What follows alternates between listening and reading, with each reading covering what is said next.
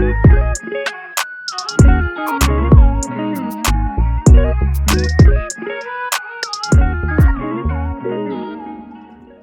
this is Lola, but you can call me Lola if you like. Hi, this is Velisa, and you can call me Velisa if you want. And this is the Everybody Hates HR podcast, episode 102. Whoop whoop! I feel like we need like a. I need to add like a cheer, because I feel like my whoop whoop and whatever, it doesn't really do us justice. So I might add like so. Add sound effect afterwards, like the people cheering, like yeah. I'm with you. Yeah. Okay. And when I make jokes, I feel like I have to laugh in the background. Wait, did Friends have that? Yeah. It's like I never noticed it. Yeah. All of them had it. Friends, My Wife and Kids, they all had it. Yeah, that's really weird. Yeah. And then people like Keenan and Kel had an actual audience.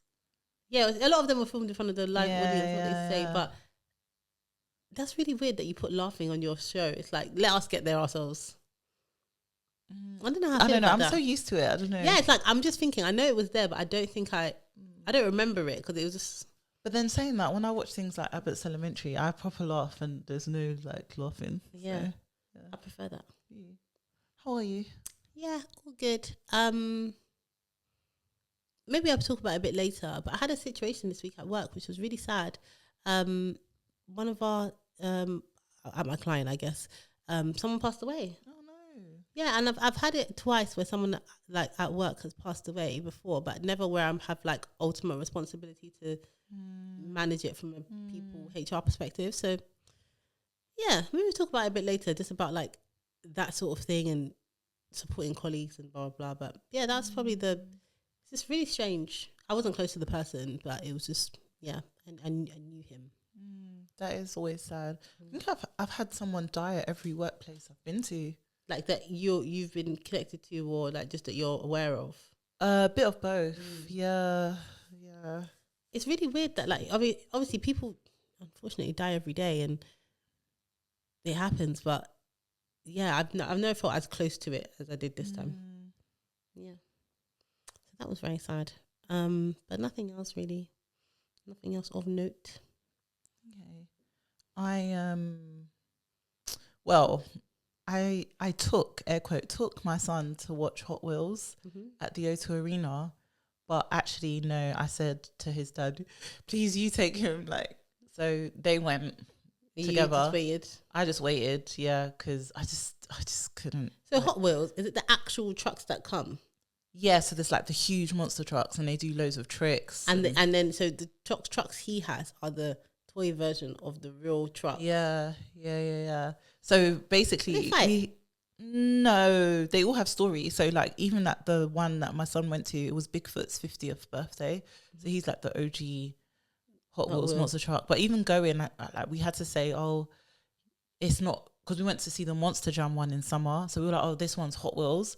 So he knew not to take his Monster Jam trucks. Oh, okay. And he should take trucks with him? Yeah. He even got one while he was there. And I told my husband, I was like, what a sucker. You got roped into buying another truck. Yeah, so but yeah, he loved it. It was like a glow in the dark one, and I didn't realize this, but the tickets that I got were like right at the front. Oh really? Yeah, and like because when they were going, my husband was like, "Oh, he don't need his headphones." I was like, "Are you sure?" And then he texted me. He was like, "I think he needs." Your husband's his tall as well, so I feel like you can always lift up your son. Like, you know what I mean? In terms of it doesn't really matter where it was because he would have always. That's true, but it was very bougie. Like they were like one row from the front. So I love that for him because like nice. I know, I'm always like, wow, like my parents didn't do none of this with me. Yeah, different time. Yeah, like everything I did was via Play Center. Yeah, I went to a Play Center my parents are just working, so that's the reason. Do you know what I mean? Same, like Saturdays, probably Sundays. I did when my parents were going through divorce. Actually, I used to go Mill Hill every weekend for the weekend to ride horses. Really? Yeah, that's for them to make you feel better. Yeah. That is a proper about to get divorced guilt thing to do. I loved it. Yeah. But so it's really nice to be able to do things like that for him and, you know, get involved in different, like his actual interests and stuff. So now that my husband has seen our son in the O2 Arena and he was like really good, he is planning on taking him to Arsenal. So I will, really? So have you not been? No, he hasn't been yet because he's always. I'm like, no, he can go. But now. does he like football? it's he knows football, so he supports Arsenal. Yeah, he knows that. Yeah, he's been indoctrinated. Yeah, early. Yeah, he knows who Saka is and stuff. Yeah. But if like I'm scrolling on YouTube and I'm like, oh, let's watch football, he's like, no, that's daddy. Yeah, that's daddy. He's like, no. So I think he associates it with his dad. Yeah, but it's actually really nice to go in person. And also, Arsenal. What I would actually probably do is probably take him to one of the young people games first, because Arsenal tickets are so hard to come by now. They're so expensive, and you want to take someone that's really going to appreciate it. But if you go to like the under 18s or even like the women's games, you like, no, he's not going to be taking women's game. It's a bit more of a like, no, because they are like family days out. So if you go to like the women's games, it's like lots of people take their kids, or like even the junior games, and it's like a proper family day out. Yeah, I think he'll be all right. Like we've been to watch a game, like me and my husband, and I saw loads of kids. Like it'll be all right. No, there are loads of kids there, but even the kids are usually like really into football. Yeah, this will be like the pivotal, like, yeah, maybe, and it'll be good memories, like core memories. Yeah, he can remember now. So yeah. Oh, yeah, it was cute. It was cute. Yeah. I also went to a high rocks class this week. Oh, did you? Yeah. My friend said I should go, and I was like, okay, let me give it a try. Jesus Christ of Nazareth. It was a hard class. And I was like one of the worst in the class, which I think is a decent place to be because it pushes you. But I just like, my abs are just still on fire. If not for that, I wouldn't know they were in there. But it's just... Yeah, it was so crazy. And I'm really bad with weights. And it's one of those ones where you have one set of weights for the class and you have to use it for your upper and lower body. And my lower body is better than my upper body. Like, my friend calls me Betty Spaghetti. Oh, really? When we go to the gym, yeah, because like, that's what my arms are like. They're like proper spaghetti arms. And mine's the opposite, but I think it's from always lifting up my son. No, I literally have, my upper body strength is crazy. Like, you know when you see them films, even in SVU and stuff, where it's like they're hanging from like a cliff or they're hanging onto a railing. Just hold up. Nope, I'm on the floor. That's not me. That's hilarious. That's not me. Let me wrap my legs around something or whatever. That maybe, but listen, I don't have no upper body. And I really want to. I want to, but the guy was like, that seems a bit light for your lower body. And I was like, yeah, but you're going to make me use the same thing for my upper body. Yeah. God, it was so hard. But it was one of the, so you never regret a workout. You don't. So I've agreed to go back. That's good. Yeah. And it was a lunchtime class. Okay, that's nice. So I couldn't go to sleep after, and I had to, so it was, I'm gonna try one more time and see how I feel about it. Yeah, you should. Yeah. I did yoga and I won't be going back. No, it's not for you. My brain doesn't know how to switch off enough to do yoga. Yeah. I'm you should try. I don't know why I think it will be different, but try hot yoga. I much preferred it. Oh, really? Yeah, I much Maybe prefer I'll try it then, because that yoga was all that, just let go and breathe in and out. And do you know what? Part of the reason I don't like yoga, or I also don't think yoga for me. Hot yoga is a bit better, just because I don't know if I like it. It's just in terms of the good stretch and how you feel after. But I just think yoga is very gentrified. It is. And I just feel like I did feel like the whole thing around, like, so there's a yoga studio in Catford, it's near me, and I went once. I bought like a pass for 2 classes, and when I went, it was just like, it's called Yoga House, so if anybody knows it, but given the location, when I went in, I really felt like one of one. Really? Yeah, and it's in Catford, so I just felt like it was very, I don't know, it felt like a bit of a gentrifier's palace in there. And obviously yoga has a lot of like cultural significance in like India and a lot of places in South Asia in general, and even outside of South Asia, but and I feel like that never comes through. I don't know, like I just feel like it's one of the, if I feel like maybe it's been a bit too co-opted for me in the form that we see it now. I don't know, that's just a personal thing, so I find it hard to get on board with it. Whereas like I was saying to you to try Reformer Pilates, which I was doing and I'm going back to doing now. And that's just like, I have no idea what the roots of it are, but Reformer is just made up, to be honest. Like, it's like you've got this torture device and you just do exercise on it. And it just feels very much about the exercise, and it doesn't feel like it's supposed to be, or it's like some sort of, for people that do it, some pseudo spiritual ritual. It's just like, let's exercise and let's do that kind of stuff. But that's my personal opinion. Please don't shoot me. But I feel like you will feel the same. So I feel like you would actually enjoy Reform. I don't know if you would enjoy it. You would prefer Reformer. Okay. Yeah. I don't mind trying it. Exercise benefit. I'll go. So I'll take you. Yeah. Big example of me inviting you somewhere. So we'll make a TikTok out of it. Please, I don't want people to see me sweating. Yeah, I say I'm going to it. Yeah, like I'm so bad at it. Like I'm so bad at it, but I like going because it's really like. That's all you need to do is go. Yeah, I like it, but I'm bad at it. Fair. Fair. So, what's the news this week? Okay, so God, it's all very doom and gloom that I'm about to mention, but there's been there's some talk from there's some MPs that are part of the Women's Equality Commission that are coming together, and basically this new employee rights bill, whatever's going to be in it, they want to add something around pregnancy loss. So at the moment, if you lose your baby after 24 weeks, then you're entitled to have 2 weeks off, kind of compassionate bereavement leave. But if you lose your baby before that, then you don't get anything.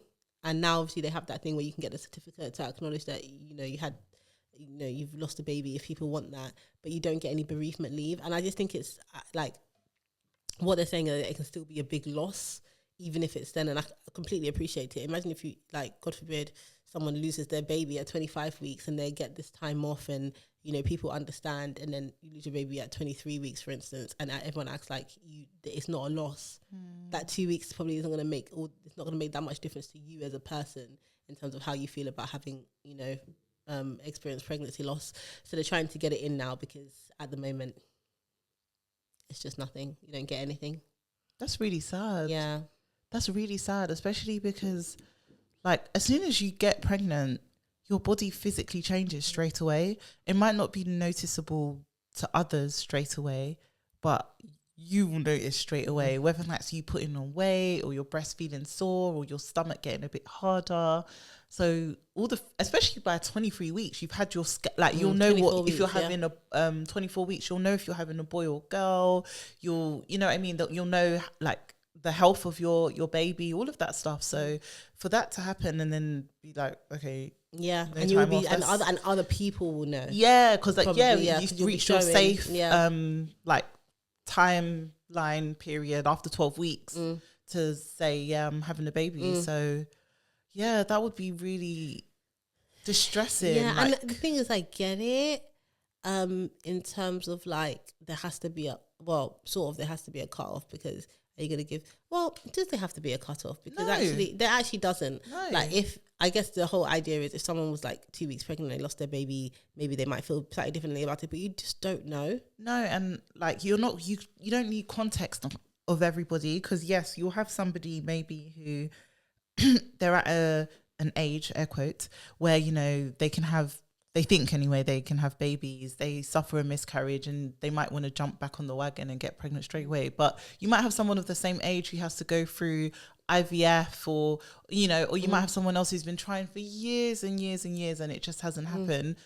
And they could all, like, lose their baby at a similar time. Like, so why does the context matter? Like, you just give them the time off. Doesn't matter if it's 2 weeks. Yeah, like that's the minimum. Like, and I think, you know, they had, like, obviously Jack's law around, like, if you lose a child, you get 2 weeks. And if you now experience pregnancy loss after 24 weeks, you get 2 weeks. And I'm just like, why don't we just extend it further? And maybe it's to do with proof of pregnancy, because, you know, like, when you don't necessarily, like, you don't get any proof before your MAP-B1, really.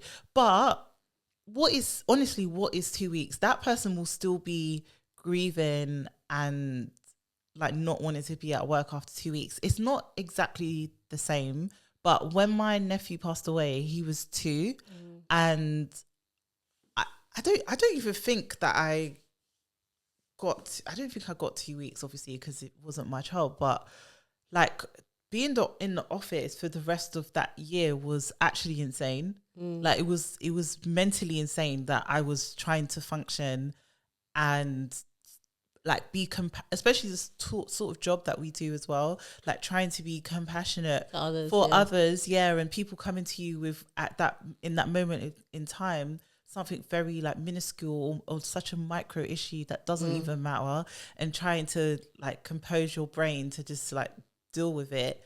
It was insane. So to think that it's even a debate that 2 weeks. It's just ridiculous, because a funeral cannot be planned in 2 weeks, and some people might want to do that especially if if you have a miscarriage after 12 weeks, you might want to have a funeral, and that's not going to happen straight away. So it's like, what is 12 weeks? It's insane to debate it. Yeah.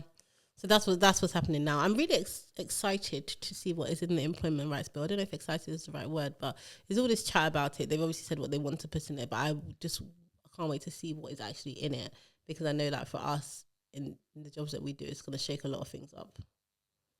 I can't wait. Like, I want to be like, it's a good thing though. Yeah, it's gonna be a good thing. It's gonna be, our job is definitely gonna come harder. Yeah. But overall, for everybody else, I think it will be a good thing.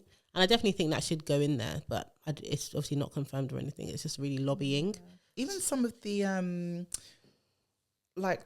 doing a risk assessment at the moment on like sexual harassment, because they're changing the employment law for that, and just seeing exactly what we have in place, where we can improve and all of that. And even looking at that, it's like, wow, these are things that should be thought about all the time, every day. It's amazing that, it takes some sort of employment law coming into place, or bringing more focus to a certain type of employment law for employers to look at their business and be like, actually, yeah, we should do more of that. Or why aren't we doing more of that, and questioning things? My company's doing really well, but just looking at it in general, it's always something. So obviously now it's a change in the law, but I always hate when something that should have been obvious wasn't obvious, and now everyone's acting like it's obvious. And I know things progress, and that's always going to happen. Everyone doesn't know everything, but I just find it like really frustrating. Like, I will stop talking about SVU at some point once I finish season 26, right? But recently, and you would have been watching it as well, the COVID years. I skipped COVID season. Why? I hate seasons with COVID seasons. Are you joking? You skipped the whole season of the show. I watched like 2 episodes, the one where they copied the bird Karen, how Karen was born, and all of that. After that, I said, you know what? Oh my God, the Amy, whatever her name was. I cannot do COVID. I skipped. The only one I didn't skip was This Is Us, I think. The rest I can't do. I'm sorry.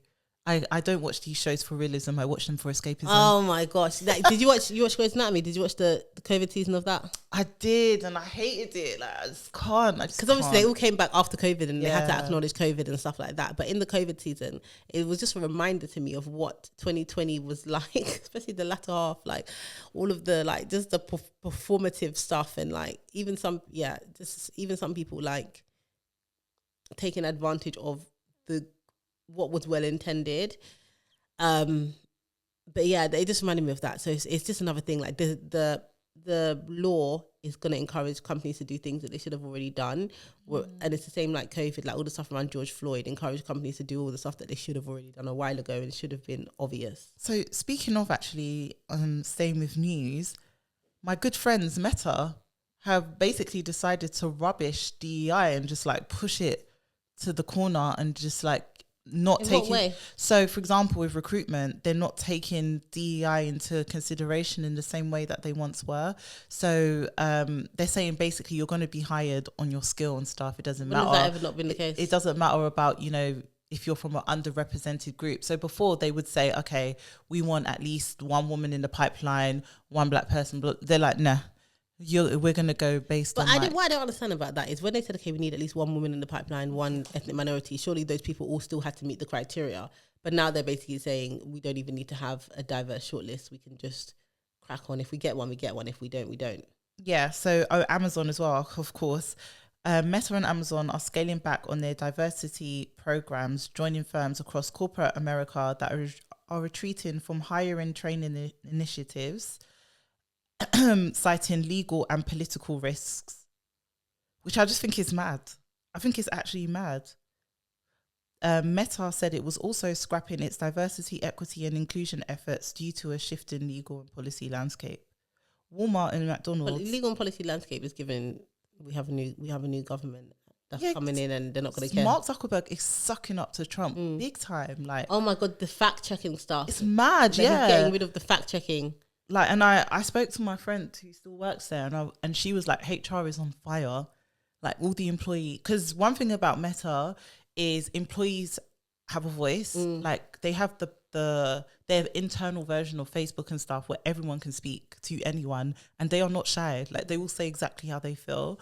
So my friend, she's a HRBP there, and she was just like, yeah, the place is literally, they've got so much work because the employees are like literally just stressed out about all these changes.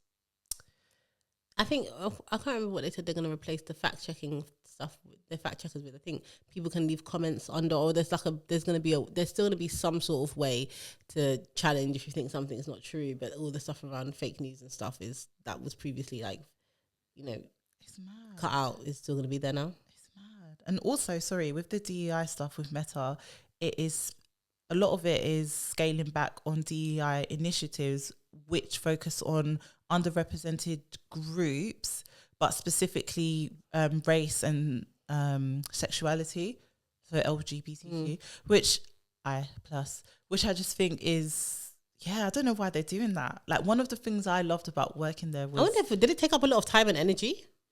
Yeah, but you have a whole department. Like, I don't know.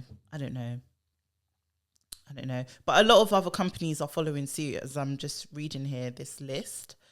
It's rubbish. I know.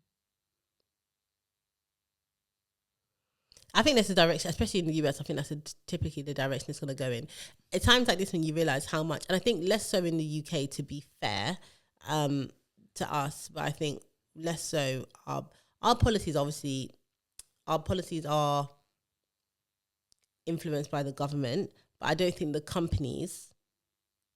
big companies suck up as much to the government as they do in the US. No, do you know what I mean? Like, I can't see like BP being like, oh, we've got a government that supports this, let's do this. No, they might do some stuff to take advantage if there's like grants or allowances or something like that. But I don't think like the leaders of those companies, not so public anyway, behind closed doors, I'm sure they're still, meeting and having dinners and X, Y, Z, but not so obviously. Well, I just think it's because the British companies are not, they just weren't and are not as performative as the American companies when it comes to DEI. So, all these American companies scaling back. What did these British companies really need to scale back on? Yeah. Like, a lot of them were still, in their subtle racist, homophobic bag, whatever it is. So, like, they've just gone back to their subtle British ways of, not, being good people, being prejudiced. Like, they're not scaling back on anything. I think it's mad. Reviewing the fact checkers, I was like, fact checkers. And I would say that's the best thing. Like, I know it's not Meta, but with Elon Musk on Twitter, that's the best, or X. That's the best thing. That's the best thing he did. That was under him, right? Wasn't it? Yeah. So mad. It doesn't make sense. I'm not a conspiracy theory person, but when you hear stuff like this, like, you start thinking, what is going on? They're definitely in like they're in cahoots. Yeah, for sure. Yeah, for sure. That's mad. You have a case for us? Yeah, I do actually. Oh my gosh. So we're taking it back to South London, obviously. Best, the capital of London. Yeah, the capital. Well, it's Croydon. So we were just saying on the last episode, the outskirts of the capital of London. Yes. So I'm just trying to refresh my memory. But basically, yes. A young lady called Elizabeth was working for a smallish company, Maximus UK Services. Oh yes, sorry, no, it's not a small company. They work under the DWP, Department Work and Pensions. Yeah. That help younger people find jobs. So this was basically her first job, like, outside of education. And she was part of a group of young people who were working under a manager. And she was 18 at the time, and she wore trainers to work.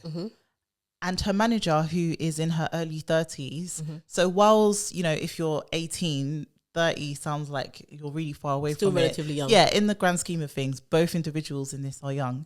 So she wore trainers to work. Her manager basically said, you can't wear trainers to work. It's against the dress code.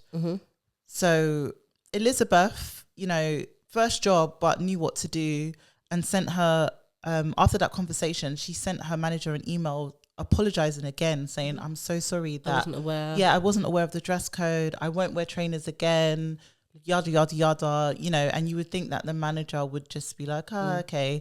But no, she was not. And it basically came out that this manager was kind of getting at Elizabeth for being young in different ways. So, for example, they had a meeting with an external client, and Elizabeth excused herself to use the toilet, and this was an issue for the manager. Like, it was embarrassing that she needed to use the toilet. Like, couldn't she hold it, kind of thing? Is she a table? Like, what the hell? Yeah, like, why couldn't you hold it? Why did you need to go to the toilet in that moment? And Elizabeth also noticed that other people who were also young but older than her, so she was the youngest, were wearing trainers, and nothing was said. So they never got reprimanded. No, never reprimanded. No consequences. Nothing was said to them. And she found some of this out from like speaking to others, and so no one else. So she was kind of like, wait, hold on. And then basically she actually got dismissed for wearing the trainers, because the trainers that everybody else was wearing. Yeah, because it was against dress codes. Yeah. It's giving your manager just wanted to get rid of you. She hated her. Yeah. It was 3 months after she joined the company in probation that she got dismissed. So maybe that's one of the reasons why they felt they could get away with it. So reason for dismissal was failure to wear appropriate office attire, which was the trainers. Like she was wearing shorts and a bikini. Do you know what I mean? That she apologized for wearing. But basically, as young as she is, our good friend Elizabeth took them to court, to tribunal. Love a young, intelligent queen. I know. And she won 30k. Oh my God, I wonder how much she was paid. That's probably like well over a year's salary for her. 30k. Well, it's 29,187 tax free. If she's working for anything to do with the DWP, yeah. Yeah. She's probably not making that much money. She got that at 18. Let me tell you. 18. God knows not to give me 30k at 18. What would I have done? What would you have done? I would have bought a lot of Uggs, because I'm doing this in relation to the year that I was 18 in, which would have been 2009. Yeah. But I'm loving this. Don't touch me. I'm loving this. She's telling us her age. She's telling us her age. She's not even lying. I'm proud of you. It's January. By the time we get to September, I'll be back on my BS. You know when you said which was, I thought you was gonna lie. Well, not like me. I was 18 in like 2006. No, like 2012. Okay, so you're lying now. Okay, cool. So yeah, I would have just bought loads of Uggs. I'm reinventing myself as a young lady in 2025. I would have bought trainers. I would have done trainers. I would have done everything. But I would have gone to Topshop. Yeah, everything but the sensible thing to do, which would be to like save it. I'd go on holiday. What would I have done? 18. I would have definitely gone on holiday. Yeah, I would have been doing my nails, my hair. What? I would have gone to Hair Max. I would have got a car. I would have gone to Hair Max in Camberwell and done a nice week. Oh, Hair Max! Remember, I used to get a raffle ticket. Yeah, and do you know what? One of the ladies from, I wonder who listens to this podcast. One of the ladies from Hair Max is like still my friend's hairdresser, and she actually works in Catford, and she used to do my hair until a point. But I've recently, I don't even think she knows this, but I've had to divest from her because her attitude is. I've divested from my Peckham braider as well, and I'm never looking back. I love my new one. I don't even want to share my new one. I've got my regular braider. And then when I was doing my boho braids before Christmas, I found a new braider in Peckham, my friend's braider, and now I feel like when I did my hair, I went back to her, but I feel like I'm cheating on my auntie. I don't feel that bad about cheating. Yeah, you shouldn't. But she's been doing my hair since like 2017. Yeah, the one I divested from has been doing my hair since. And there's nothing wrong with her. I just like the way the other lady does my boho braids better. I didn't even go to the auntie to do them. My friend had hers done, and I liked the way she did them. I feel bad, but she got a good amount of time from me. I feel bad, but yeah, like 18 with 30k, Elizabeth. I mean, she's 20 now, by the way. But I hope you did the right thing, and I wonder if we could reach out to her and see what she spent the money on. Yeah, and maybe saved some of it at least. I would have saved some of it, to be fair. No, I would have. I've actually always been quite responsible. The thing is, at 18, really and truly, you could have saved all of it. I would have bought a car. I would have bought a car. I would have bought a car. Yeah, I would have bought a car. Yeah. I would have bought a car. But I would have bought a sensible car. I got a Volkswagen Polo. Oh, what colour? Blue. Oh, I had a blue Yaris. I had a blue Yaris. Yeah, I got it at uni. And yeah, I would have. What's interesting, yeah, is that even like back then, the best cars was like a humble car, like what I would say consider now to be a humble car. Obviously, you could have bought it brand new, but literally, I had like in 2010, I had a 2004 Volkswagen Polo, and I felt like, ooh, better than me. I had an 02 Toyota Yaris in like 2011, and I didn't even know how many miles it had on it, but it had a lot. Yeah, same. And I had to get my brother to drive it down to Canterbury because I was afraid of driving on the motorway. Oh, see, my mum didn't want me to, but I did. But my car was my 21st birthday gift. Oh, really? Yeah. But my mum was like, don't drive. So you was at uni? Yeah. So she was like, don't drive on the motorway. But I was driving. Where did she drive it to? I mean, where did she? I went Canterbury, but there's no lights when you get to like. I hated it. It took me ages. To the first time I got my brother to drive it down, and he had to get the train back up to London. And then when the first time I had to drive back, I was so scared. I was calm. I didn't mind, Huh? I didn't mind. No, I didn't really drive up and down like that. But yeah, I would have definitely bought a car. Yeah. Paid my rent. I would have still taken my student loan. Oh my God, yes. I forgot about stuff like, see what I mean? Would have bought, what's that place called? I would have bought lots of curly fries at, what's that place called? In Kent. Yeah, what's that place called? There was like what is it? I was eating Chinese at Kent, Jasmine Garden. No, there was somewhere on campus. Oh, where the I can't even remember what it was called, but the shop. I would have gone there. I'd have been buying drinks at the venue. Oh gosh, but yeah, I also think it's interesting that DWP have a thing about trainers to work. Like in this day and age, the Prime Minister was wearing trainers. That's crazy. This is what I'm saying. Like I don't understand. But they obviously don't have a thing about trainers at work. Yeah, it's just her. It might just be a hangover from the dress code policy. And I actually encourage everybody to look at the dress code policy, because whenever I go to companies, I look at them and I look at how well it's applied, and they're never applied. And a lot of the time, it's just like, especially small companies, it's got something stupid written in there, which doesn't mean anything. And a lot of time, people don't like define it. So a lot of companies will have like the dress code is business casual. Yeah, which means, what does that mean? Yeah, what does business casual mean? Because my business casual is not going to be, sir, yeah, who wears what we jeans spoke and about shoes. is jeans and brown shoes. Yeah, and a shirt.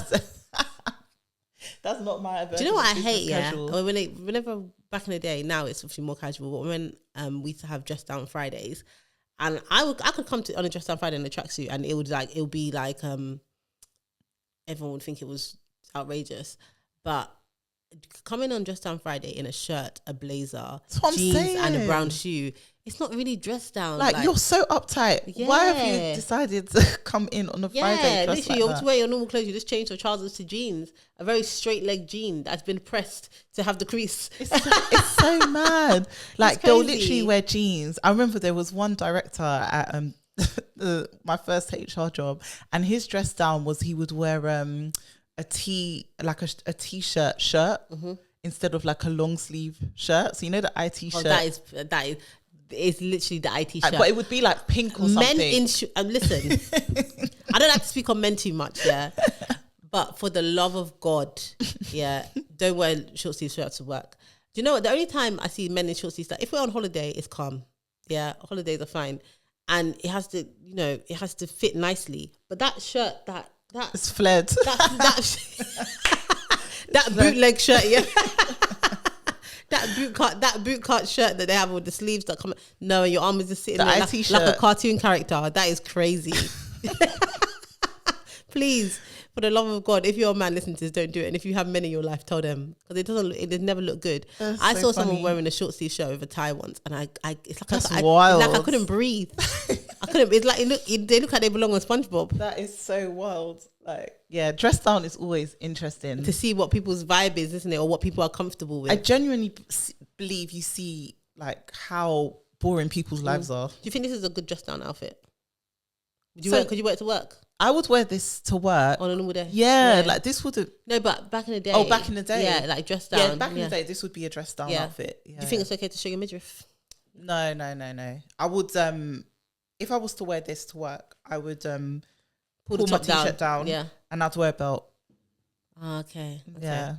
Yeah, because I've had issues with like that before, where it's like it's dressed down or it's like a casual dress code or business casual, and someone comes in a crop top. But I do think like what you're like, unfortunately for women, like sometimes something. It's like when we spoke about that skirt. The lady who they accused her of wearing things that are a bit provocative, but it was just her body. I do think like how your body is makes a big difference. So if like, for instance, if you're very flat chested and you're quite slim and you wore like a crop top and a high waisted thing, I think it would be very different if you had like a big bust and big hips and you wore like a crop top and some trousers.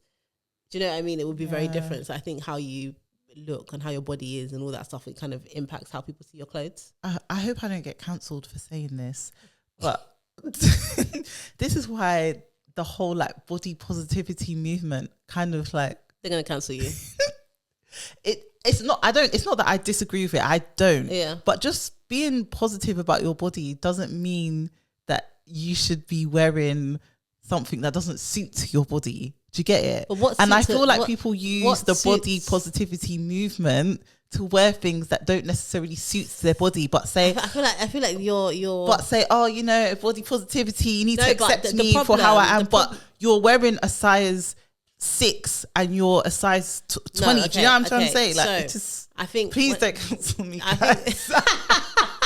No, my thing is obviously wear things that fit you in it. That's the first thing. That's what I'm saying. No, but there's things the difference between fit and suits.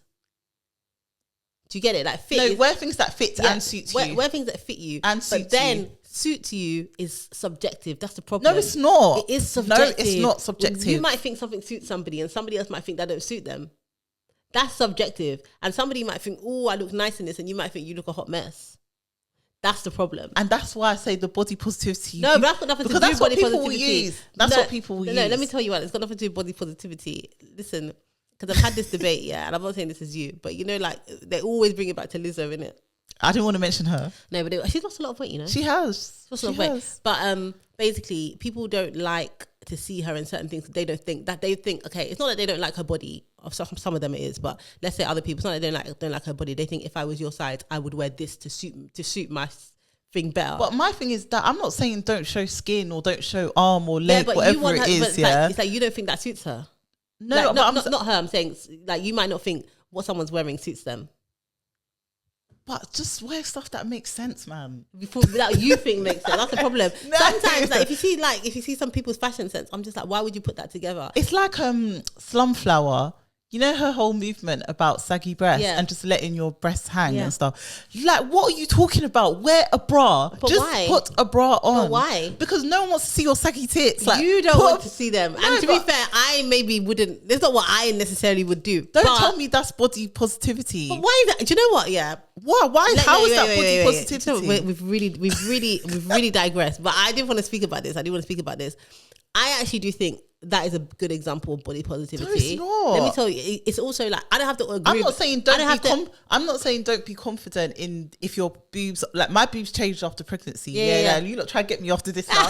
My boobs changed after pregnancy. Yeah, so I'm not saying there's anything wrong with having saggy tits. But it's like, but telling people, burn your bra, let's all wear saggy tits. But again, chew the meat, spit the bones. People will take what they want to hear from that. Let me give you another example. Yeah, and again, I get it without having to agree with it. Some people, you know, them women that post pictures and they don't want to shave their armpits. Yeah, that's not what I would do personally. But for you, if you like it, I love it. You like it, I love it. It's like that. So it's like, listen, I don't know a woman alive that likes to wear a bra. Most of us when we get home, it's the first thing we take off. 100%. Yeah, because we don't want to wear them. Yeah, so be free your tits at home. Like, that's what I'm saying. So that's why I don't mind that. It's like, no, I don't have the confidence to personally do that, and it's not even what I really want to do.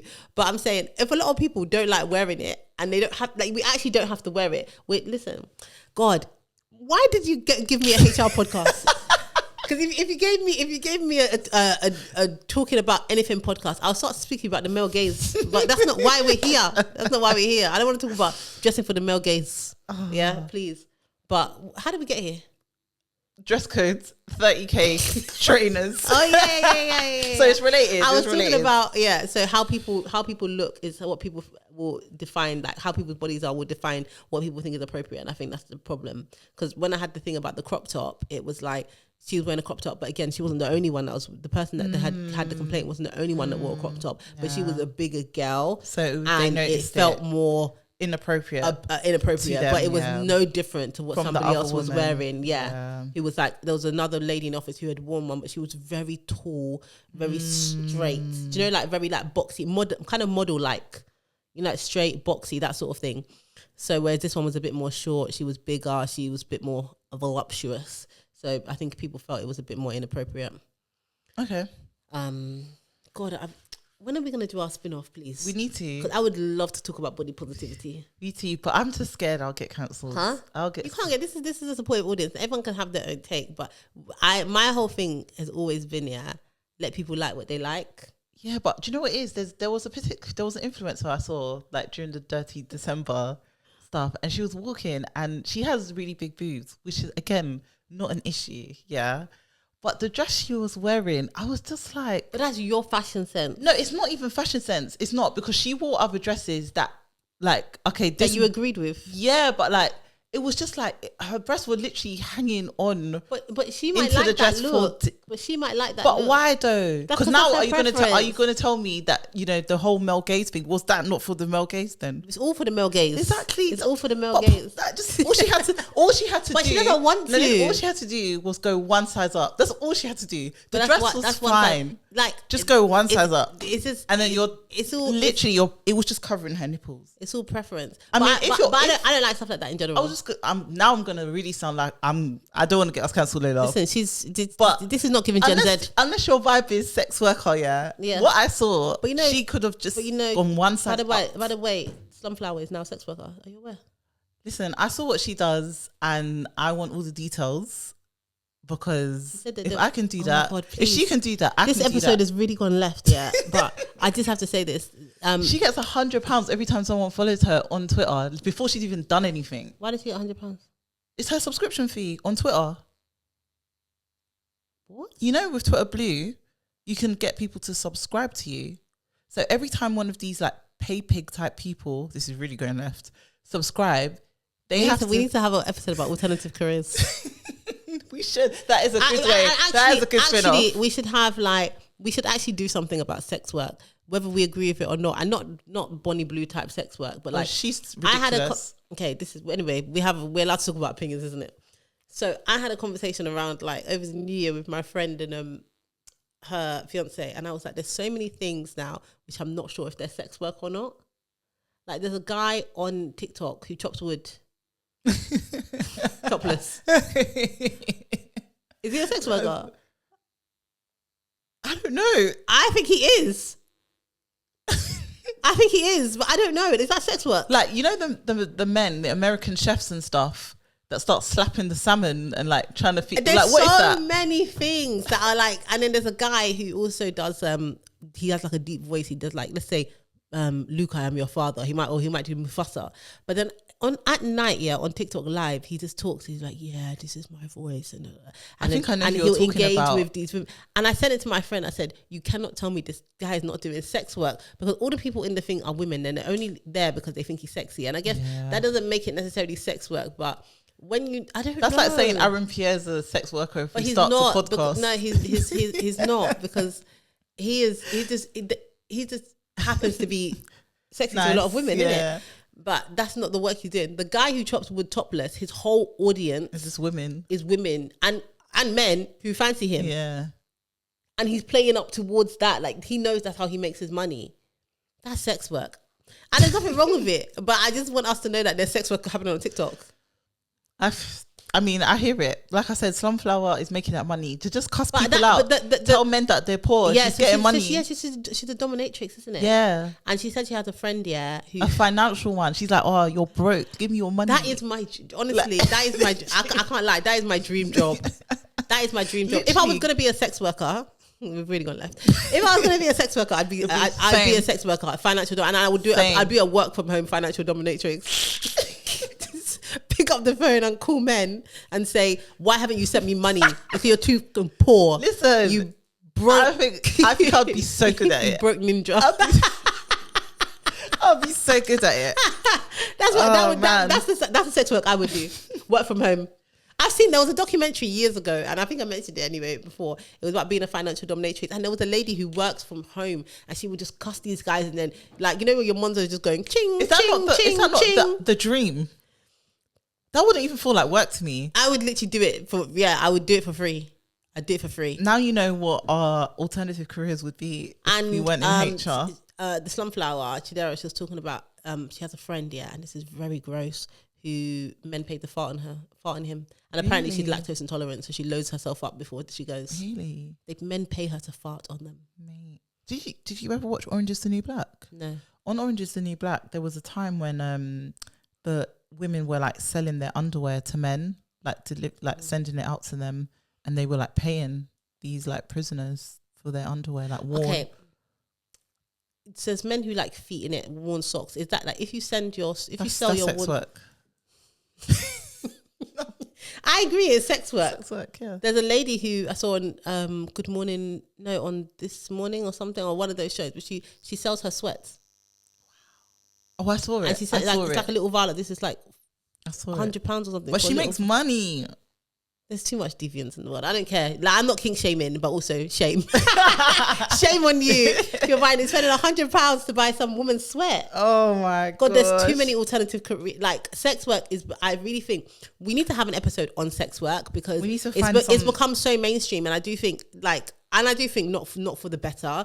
Like, I think when we think about sex work, I think there's a lot of glamorizing of it now, where there's a lot of people who do sex work still, and the history of sex work is that, and it can be empowering for people or whatever, but the history of sex work is not one of empowerment. It's always been one of like necessity and a lot of abuse and a lot of... Which is now changed. It's now changed. People like Bonnie Blue make me sick. But she's still in the strong minority of sex workers. Most sex workers are still doing it like as a choice, but of many worse choices, if you know what I mean. I don't know. With OnlyFans, like that's kind of... OnlyFans is still a really small minority. Like, obviously, there's street sex workers. You still have the people who are giving massages. Like, there's so many sex workers. That's true. And now I'm telling you, we are seeing the rise of sex workers in real TikTok. Time without knowing that they're even sex workers. It's true. There's a girl on OnlyFans who paints in her underwear. And I saw it on Olivia Atwood's documentary. Listen, I'm wasting my time in HR, you know, because I know these people are making money. Huh? Did your husband know that? No, what? You're wasting your time in HR. Oh my gosh, this has really gone left. Yeah, but this is HR. It's about work. This is work, career. Do we have a dilemma? Maybe. I mean, I feel like we're over time. Yes. What does it say on there? 51. Okay, no, we don't. I'll cut that bit out. I might have to edit these because the person is not going to know what to do. No, but we can just tell him to edit this bit, no? Yeah, we have to watch it first, and by the time... Anyway, we'll figure it out. Okay. So, yeah, we should do a follow-up episode on sex work. Well, this did not follow the structure. No, it didn't. But I'm sure you were entertained, We're learning. Yeah. I'm actually... Listen, I'm so serious about doing an episode on sex workers. No, do you think we can find someone to come on? Yeah. And I might even bring... I might bring someone on who doesn't know their sex work and tell them on the pod. I'm like, by the way, do you know? Do you consider yourself to be a sex worker?